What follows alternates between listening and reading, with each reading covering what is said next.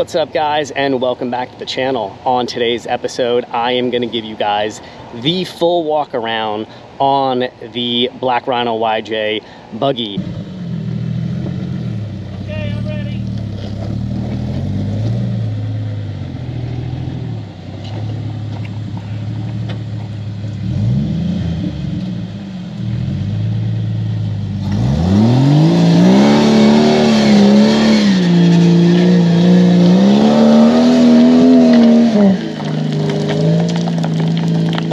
This is a 1994 Jeep Wrangler YJ that has been cut, chopped, and modified over the years to turn into this Jeep juggy, buggy monster that I have kind of behind me here. This Jeep was originally owned by my father. He bought this thing brand new back in 1994. I ended up getting it from him. I used it as my first ever vehicle that I daily drove, and then obviously over the years turned it into what you guys see behind me. Now, for a long while, I've been wanting to do a walk around. I've been talking about it. Obviously tons of wheeling video on YouTube and pictures of this thing on Instagram, but I have never actually taken the time to take you all through it inside and out. So without further ado, let's get to it. Let's check out this rig. So as I mentioned before, guys, this is what is left of my 1994 Jeep Wrangler YJ. There are very few stock items that are left on this Jeep. And when I say stock, I mean from the factory, stock to Jeep. This thing has pretty much been gone through inside and out. And I think it'll actually be quicker for me to name what is stock on this thing versus what has been modified. So really quick, the stock items list on this Jeep are the front grille, which has been chopped, the hood, which has been chopped, the cowl, which has been dented and chopped, maybe about 3.5, 4 feet of frame, and the 4.0 inline 6 motor that is still the heart and beating soul of this thing. That is it. Everything else has been upgraded, modified, gone through, and is obviously no longer original. Oh wait, I lied. There's one more item that is still stock, and that is the steering column and the gauges. I kind of wanted to keep a sort of YJ interior look a little bit, but that's it. So not much stock on here, and obviously you guys aren't here to hear about what is stock on this Jeep, but you guys obviously want to see and hear about what has been done, what I've done with this thing, and how it's been modified over the years. The drivetrain on this, I already said, it's got the stock 4.0 inline 6 motor. It does have an AX15 transmission, but that is not the stock transmission that this thing came with. That original transmission got damaged way back in the day. It's a new AX15 housing with all brand new built and upgraded internals, and sitting behind that is an Atlas 5-to-1 transfer case. Up front here we have an ultimate Dana 60 axle housing. So the nice thing about this axle housing is it has the 10-inch ring gear in the center. It's got 35 spline inner and outer chromoly axle shafts, reed C's, reed knuckles, full hydro steering. It is an absolute beast of a front axle. Now, it is not the 40 spline stuff that guys are running today, but for what I do and for what this is, this thing takes some abuse, and it has held up to it over the years. So anyway, one of the cool things that I like about this axle is obviously the whole hydro ram mount is kind of trussed out, and there's a obviously built-in skid plate into that. But what people don't realize when they see it is, because obviously it is a bit hidden, is this skid right here is all UHMW plastic. So behind it is steel, but there's UHMW plastic there, which makes it really nice. So when I come in contact with a boulder right on this thing, it just slips and slides off, nothing for it to kind of get hung up on. Obviously I can catch the bottom of the diff there, and you guys can see it's been kind of snagged by rocks and all that fun stuff, but this skid makes all the difference. And that is one of the things that I have throughout this buggy, is there's UHMW on the both sides, the skids from the motor all the way back to the transfer case are all UHMW, so it makes it nice and buttery when you are going over obstacles. There is a lot going on in the front here. Everything is really, really tight. One of the biggest, you know, kind of challenges, you know, when you are doing, you know, kind of coilovers or air shocks and you're not using like ORIs is, you know, you're trying to package in limiting straps, bump stops, you know, all that kind of fun stuff where you kind of have to really get creative. And where I was having, you know, a really hard time was in the front with the front bump stops. You know, as you can kind of just see, you know, on the axle in here, you know, it is packed. There's not a lot of room. You know, you could have kind of played around, you know, and maybe squeeze something in there, but, you know, it was really, really tough. So what we ended up with is actually moving the bump stops, you know, forward and actually putting them on the, you know, hydro skid and truss.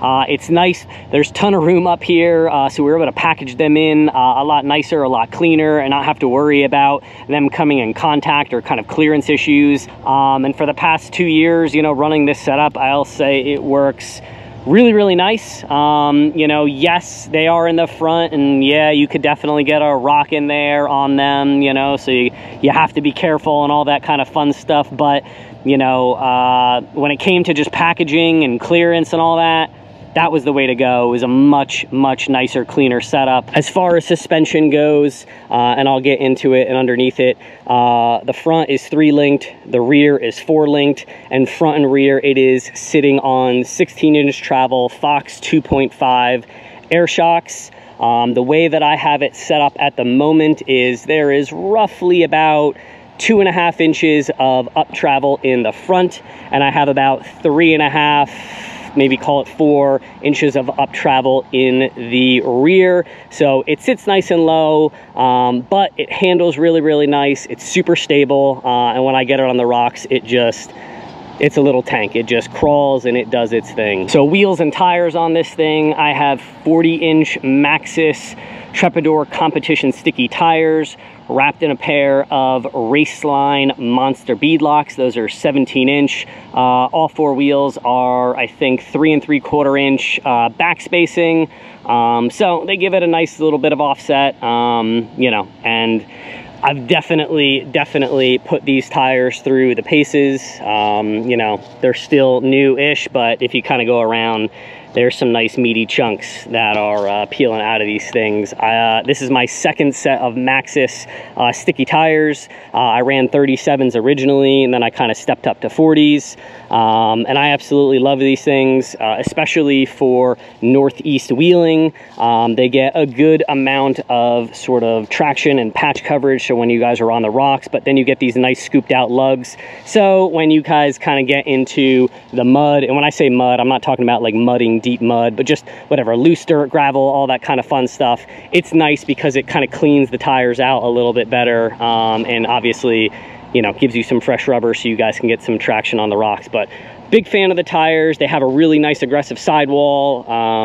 Definitely a big fan. I would definitely do another set. What you guys can kind of see in here is the front section of the frame, right in front of the motor mounts. That has been chopped and that has been dovetailed in. It gives it a much more nice, narrower look, a lot more clearance, a lot less sort of body and fender rub between tight obstacles. The grill, and if you guys are, you know, very familiar with Jeep grills, usually they have 7 slots. This one has 5 slots now. So basically the grill was chopped, brought together in the middle, re-welded to give it a nice, more narrower look, and it's cool, man. This thing just looks nice and stealth. So as far as the chassis on this thing, there is, like I said, only a little bit of stock frame left. So the bit of frame that is left is front motor mount right to about here, you know, something 3-4 feet, you know, I'd probably, you know, kind of estimate. There's really not much. Everything from here back is all tube frame. Everything from here forward is all tube frame, and then obviously custom cage, you know, built all around that. Everything's all tied in together. So, you know, this thing is just strong and stout. If you guys have seen as I've been walking around it, there's scratches and dents and dings, you know, all over this thing, so I don't use it lightly. You know, it has held up to some fun abuse over the years, and that was kind of the idea, was to just, you know, make something that was strong, something that I can kind of go out, have fun, come back, and I'm not, you know, sitting there and doing a ton of work, you know, based upon stuff that I broke. Not that stuff doesn't break, but, you know, you try to build it as strong as you can, and then obviously hope to come back, wheel, and fight another day. So the cage in this thing is definitely, you know, pretty cool, as far as I like. You know, it's hard to see because of the aluminum skids that are on it, but, you know, you can kind of see here, everything is triangulated out on the door panels. If you look in here in a lot of good cages, you just see lots of little triangular sections in there, full X, you know, cross member up on the top. In the back, you know, same thing here along the B-pillar, you know, everything is all, you know, cross-membered out, just to make this thing strong, stout, and to protect, obviously, myself and my loved ones. Since my family, my wife, my 2 kids, they come out, you know, safety is definitely key. You know, we run full harnesses, you know, at least my kids run full 5 points in the rear, we run the full 4 points in the front, but obviously fun, safe, you know, that is, you know, the first and foremost thing that is behind this.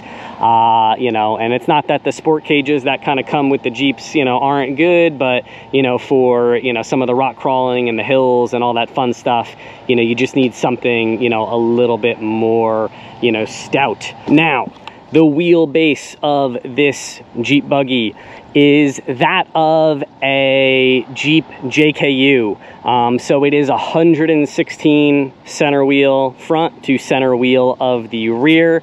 And I sit roughly about 20 inches, you know, on my belly ride height. So like I said, it sits low, it is long, you know, so my breakover angle on certain things, you know, definitely gets a little challenging. I got to pick and choose my lines. But, you know, for the different off-road parks that I've used, you know, I'm a big fan of the wheelbase setup on this. And, you know, obviously keeping it low is a huge, huge help. So coming on back to the rear end now, this is a Curry Rock Jock Dana 60 axle. This also has 35 spline chromoly shafts. I don't think I mentioned the gear ratio, but front and rear, it's running 48. One of the unique features of it, and if you guys haven't seen Curry's, you know, kind of Rock Jock lineup of axles, is, you know, the center section, and that's kind of what they've been patented and known for, and it has a flipped center section. So obviously the way that it looks is, it looks like, you know, if you had a standard Dana 60 axle, that the pinion's down and it's all cockeyed, but the way that they cast their housings is they're able to flip it so the diff covers up, so you get a lot of clearance. The bottom is rounded and kind of U'd, and they have a nice skid plate under there, so it makes sliding over the rocks really easy. Not much to kind of get hung up on that unless you're going backwards and backing up, but when you're driving straight forward over things, it makes it really, really nice. And then obviously you get a nice kind of high pinion out of it. Now this thing is running aluminum links from Wide Open Design, front and rear. The upper links on this thing, both front and rear, are 2-inch, and the bottom are 2 1/4. And they are just nice. I mean, you know, going from steel links and then obviously getting to play in the aluminum game is a huge difference. They're strong, you know, and, you know, versus bending steel links, these aluminum links are nice. If you kind of do your research and look into them, it's almost like a memory material. They'll kind of, you know, bend and go over material and then snap back straight into their, you know, original structural position, which is really, really cool. So, you know, definitely a little bit of an investment, but if you kind of look at the price between DOM and doing, you know, nice solid DOM links and aluminum, you know, yes, you're going to spend a little bit more money on the aluminum, but you're not too far off. So just kind of depends, you know, what you have in your pocket and your budget. So as I mentioned before, full UHMW from the transfer case all the way back up to the front of the motor, as well as the boat sides are all UHMW plastic. Makes it nice and slick, like I was saying before, to help kind of glide over the rocks. Drive shafts, I don't think I've covered on that, but you know, I am running 1350 drive shafts from Adams, front and rear. Been using those guys for years and on a bunch of different stuff. They always offer really good pricing on their stuff, amazing shipping and customer service. Definitely a big fan, so I definitely recommend them if you guys are in the market for some drive shafts. All right, so interior is very basic from a dash perspective. I kind of kept the stock gauge cluster. I kind of wanted to keep that YJ feel to it, you know, so it's kind of like Buggy meets Jeep and all that. So there is a flat aluminum dash on there with the stock gauges, and then obviously some accessory switches. Steering wheel, which is on a quick disconnect, which is definitely nice, especially getting in and out of this thing since it doesn't have doors anymore. Yeah, it's definitely nice, but very, very basic. And that's kind of what I wanted. I just want to kind of keep it simple, stupid, you know, nothing crazy.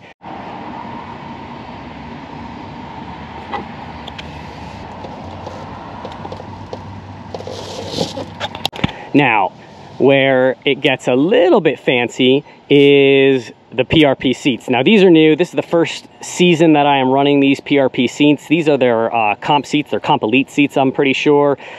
This is the first year that they offered these seats in black alligator vinyl, which, you know, I've seen them in the brown alligator vinyl and it was really cool, but, you know, this is the black Rhino YJ, so brown wasn't gonna fly, so they released the black. It was right around the time I was purchasing some seats, so I was able to snag that new vinyl option, which is absolutely awesome. And of course I was able to snag the glory harnesses that they offer, which I think are really, really dope. They just add kind of a nice, cool look and touch to it. One thing that I actually love about these seats is the bottom insert is removable. So it's just Velcroed on there. You can take it out. It's mesh, so water will drain. You know, I definitely think that's pretty cool. So obviously if it's raining, you know, I could take these things out of the buggy if I'm kind of leaving it outside overnight, you know, and we're on the trails. I won't have, you know, kind of wet seats when I come back. And that's why I did vinyl too, so I could just wipe it off if they got a little bit wet. It's not like the other material, which would kind of wick up some of that moisture. You know, shifter, transfer case, cutting brakes, which come into handy, you know, which is really, really nice. You know, suck down winch remotes and all that fun stuff for the front and the rear are here. This is a fun one because it is a manual. So I have my brakes, you know, route up through the cab.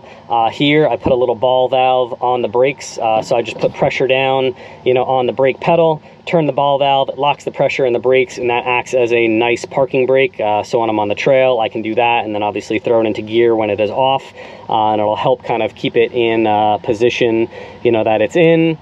Tool bag and storage, you know, kind of in the front there, and, you know, pretty simple, you know, nothing crazy fancy. So floors in here are all cut out, so no original flooring. It is all aluminum. Trans and transfer case tunnel are, you know, all cut out and boxed out. You know, kind of footwells, you know, under the seats, you know, even in the back, you know, under the passenger seat. Everything's all aluminum flooring. You know, it's nice. Obviously it's not going to rust through, and it is going to save a little bit of weight. So I definitely tried to utilize throughout this thing as much aluminum as I could, you know, dash, body panels, floor, all that kind of fun stuff, roof, you know, help save some weight where and when I could, as well as, you know, just kind of keep things, you know, strong and, you know, corrosion-ish resistant. Now for the back section, if you guys have been following me over the past year, you guys saw that I kind of converted this Jeep from a fastback style. If you kind of follow this bar on my chassis back, that used to be what the original section of this frame was, and this whole upper section here is brand new. You know, I'm definitely stoked. I mean, look, I don't have a ton of storage space, so I utilize, you know, storage bags when and where I can. I have one on each side. I have one on the front.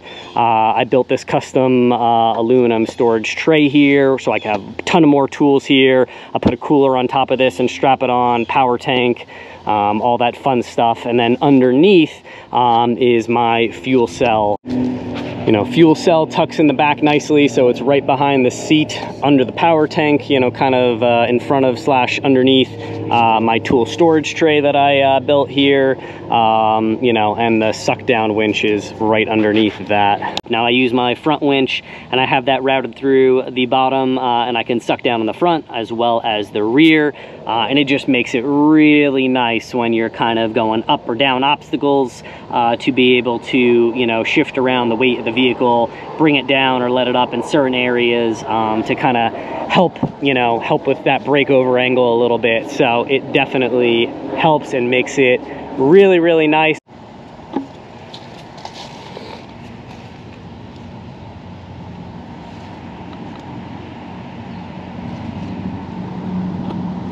So anyway, guys, that is a wrap. I hope you guys enjoyed the walk around of my Black Rhino YJ Jeep Buggy. If you guys have any questions, or there are any bits that I didn't cover in this video, feel free to post down in the comments below. Definitely give this video a like and be sure to subscribe as I continue to just do my best and throw out as much content on this channel as I can.